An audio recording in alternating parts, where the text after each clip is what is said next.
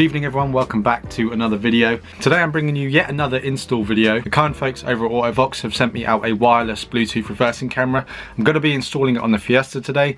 The Focus has already got a reversing camera which is built into its head unit. The Fiesta doesn't really need one, it's not really a big car. The windows have got plenty of visibility and I find myself to actually be a pretty good sort of reverse parker anyway, so I don't really need it. However, for today's video I am going to be installing it in the Fiesta. It may stay in there, it may not, depends how I get on with it. Right, so here we go, is the box itself. AutoVox digital backup camera kit. Not much information on the sides. Their website and stuff there.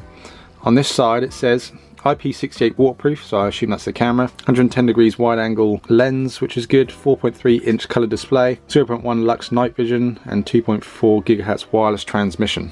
Right, I'm gonna get this thing unboxed for you real quick. Not gonna waste too much time with this. In the top, we've got the user's manuals and a little ticket. We have then got the screen. This is the 4.3 LCD screen. We've got a little pack of cable ties and then a couple of little wiring connectors in there. This I believe is the transmitter for the camera. This is what I believe transmits the camera signal to the monitor itself. We then have the Bluetooth wireless camera itself. We have a suction mount to hold the screen to the windscreen. And then we have the wiring harness that provides power to the screen, which plugs into your cigarette lighter.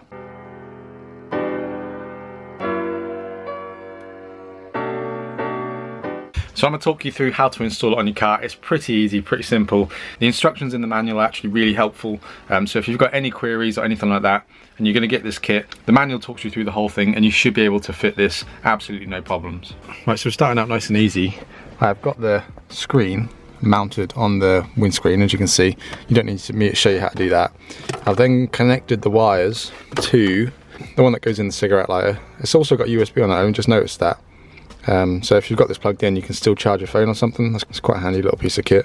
You plug that in and the screen will obviously work. They give you a heck of a lot of wire, probably unnecessary amount of wire. I don't know if you'd route it up like you would a dash cam, but I don't like that it comes down the dash like so. That's kind of annoying. I would rather there was a mount that mounted in the heater fans or something, so it was right here. I don't really like having things on the windscreen if I can help it, and for some reason it's just fallen off. On the back there are some buttons. You've got a mode button in the middle, and then an up and down arrow, and then an OK button as well. I'm guessing that's how you'll scroll through all the like settings and functions and all that sort of stuff. So I'm just going to leave that there for right now. I think the hardest bit is going to be mounting the camera and routing the wiring from the camera as well, because it mounts behind the number plate. So you'll take your number plate off and then stick this behind it and it'll sit round about there.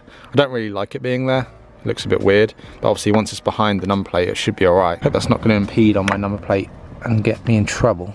That is one issue. If the camera is sort of sitting there, which is whereabouts I'm going to want it, I don't know if that's going to impede my number plate and cause me some legal issues if it comes to getting stopped or whatever. Might have to reposition that.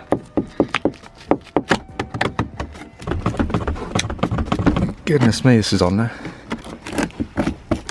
Oh, you wouldn't be nicking these in a hurry. Well, I managed to get my plate off. Turns out there was two. This is the old one that they just stuck this right on top of.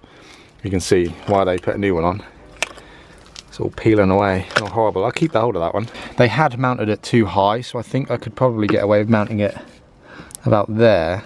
And then the camera won't impede then, I don't think. I need to get rid of all this sticky stuff off here though. So I'm going to scrape all that off before I stick this new one on and give it a clean as well. So just in case you're curious as to what I use to get this sort of stuff off, if I'm dealing with glue or sticky stuff or anything like that, I find that this stuff works pretty well. Insect and towel remover from Simon is. I've got a bunch of their products and they're all really good. What I do is I spray it on, so I've sprayed this, I let it soak in for sort of a minute or so, and then it seems to come off pretty easily with like a microfiber or something. It works really well. There's all sorts of products out there, but this one seems to work for me, that's what I use. So after trying to think of a way of getting the wires for the camera inside the bumper and then inside the car, I'm thinking I'm gonna have to drill a hole. I know, I hate drilling holes. I'm gonna have to drill a hole in the bumper, feed the wires through, and then to access the wires on the other side of the bumper, I think I'm gonna have to remove the bumper just to get to the other side, because I've had a look and you can't actually access the other side of the bumper without removing it, which is slightly annoying, but I think that's what we're gonna have to do. It took a little bit of wrestling to get that bumper off. I've never taken the bumper off a Fiesta before, so I wasn't sure how it came off. As you can see, We've now got off. Look at the exhaust, look how it sticks out. Look. Looks so funny with that bumper on there. And of course, more rust. More rust. This car is just a rust fest. It's everywhere. Look at that. State of that. Anyway, got the bumper off, and I have found a grommet which houses the number plate lights. So I'm gonna drill a tiny hole through that, and I'll post the wires through that, and it comes out just here, and then I can feed the wires along to the light. Good times.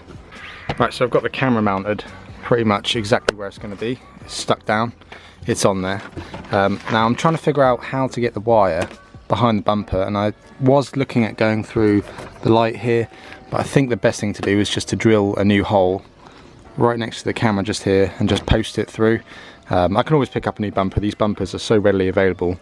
They're always selling cheap, so I might even pick one up just as a backup. But one little hole just under here is not going to hurt. This wire is not particularly thick, as you can see, so it's just got to pass through there. So it should be fine. So I've drilled a hole in the bumper right behind the camera. The wire is now fed through. As you can see, the wire is now coming out of the back. I've also gone ahead and just pierced a hole through the bottom of this grommet as well, so I can feed the wires through there.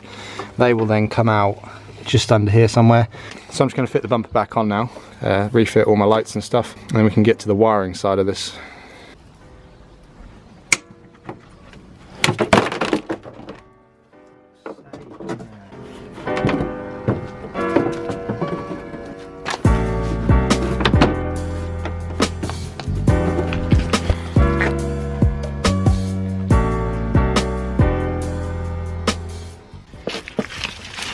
So just in case you care how the Fiesta bumper was taken off, really easy. I think this was probably one of the last lots of Fords that were this easy to work on. Basically, you've got two bolts. There's one in this little recess down here, and there's one beside the horn. That's two 13mm nuts. And then there's a screw on the side up here, and a screw on the side down here just behind the rear wheel.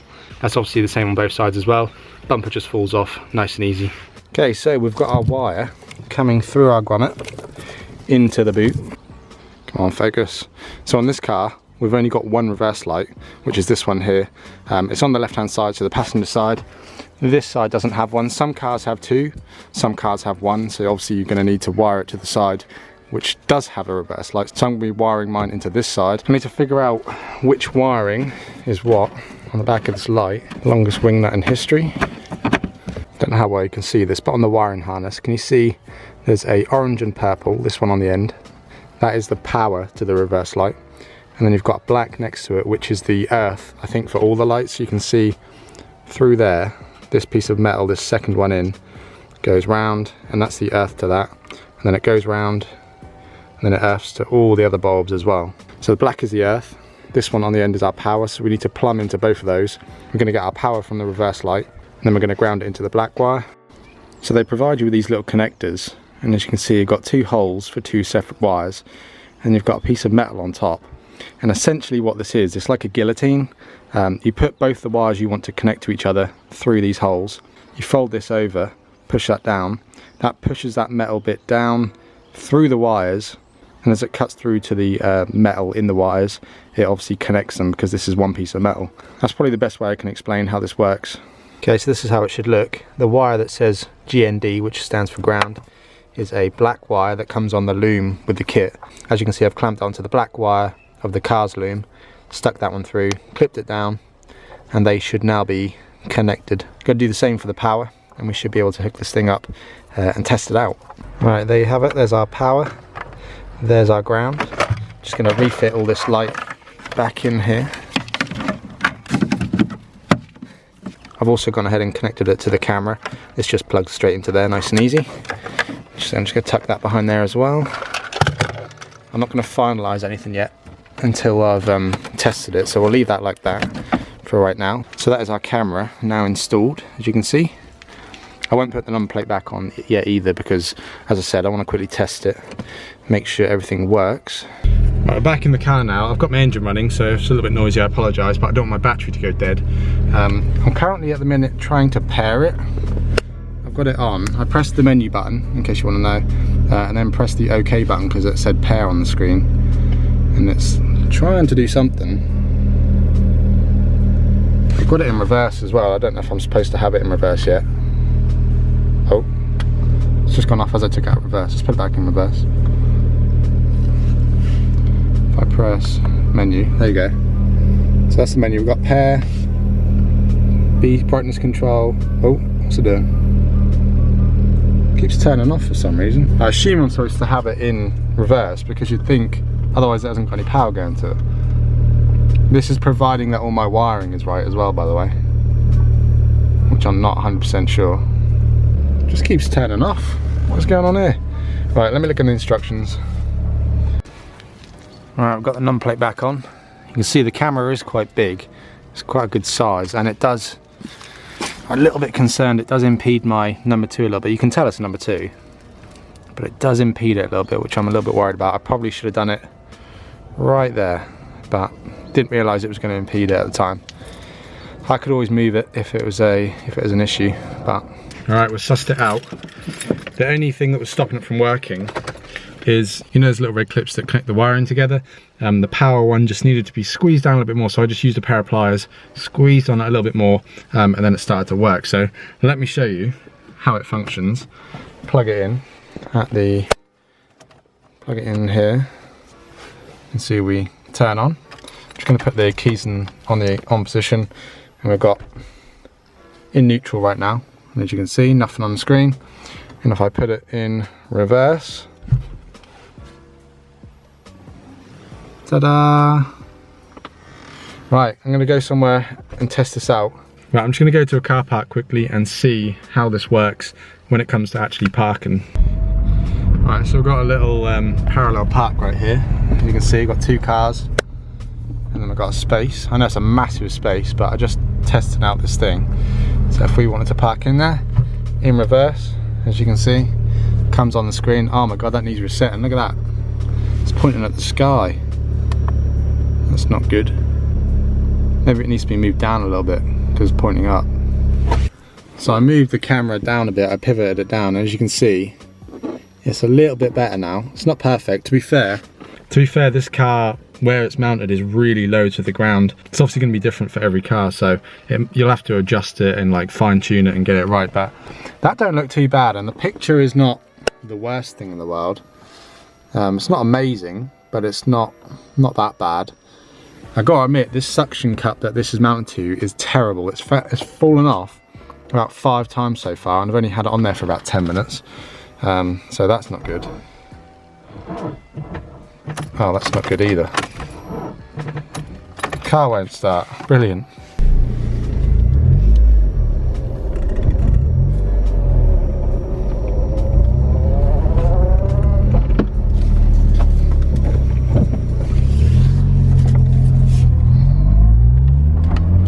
Right, let's try this parallel park again. As you can see, I've got a car next to me. There's a car over there. I'm gonna hit it in reverse, and I'm gonna use the camera. I'm just gonna look at the camera and try and reverse in that way. Hopefully, I won't hit anything.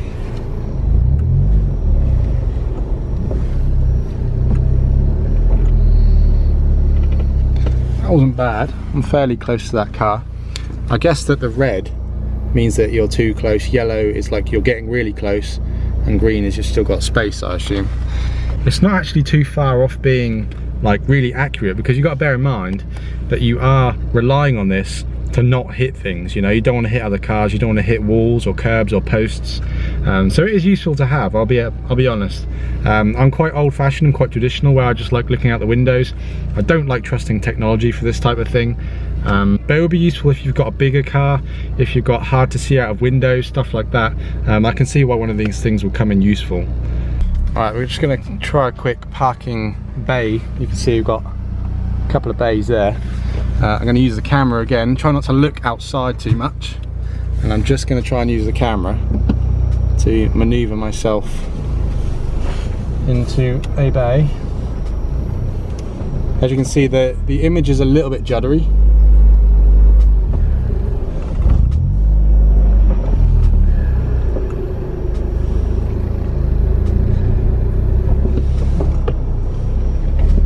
Yeah, I don't know if I'm going to make that. Right. See, I do wish that it stayed on whilst you were going forward as well, just for like 10 seconds. It sounds stupid, but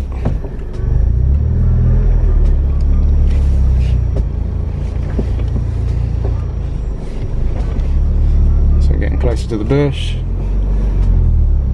and we want to stop about there. As you can see, that's the bush right behind us, and the bush is right there. I think we did quite well actually. Let's just look out the door. We did pretty good. We're in the lines, as you can see. That actually worked quite well for that. So we're going to do the last and final test. As you can see, I'm going to park next to a car. That is where the car is, right there. We're going to, again, just watch the screen and trust the lines. And hopefully, you can see I'm just looking forwards. I'm just looking at the screen like what you are.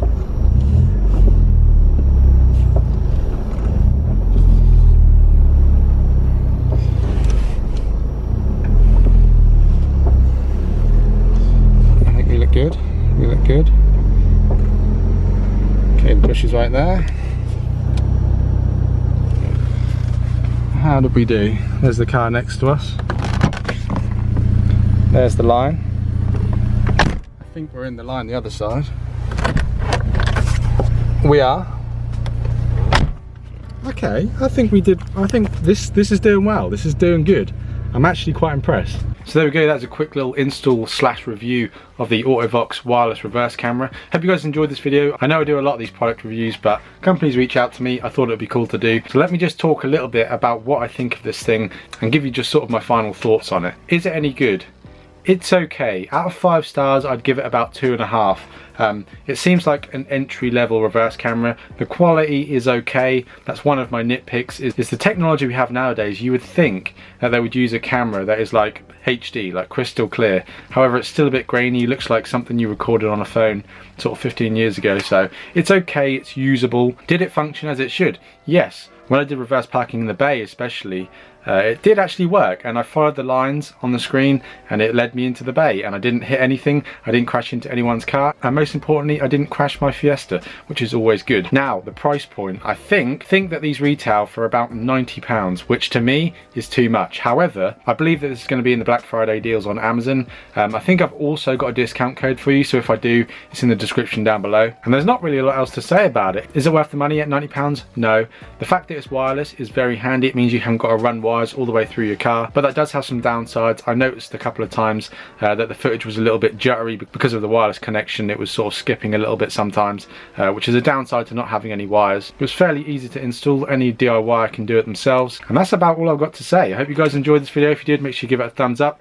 Links are all in the description to this. If you want to check it out or look more into it, find out more details, you can go ahead and do so.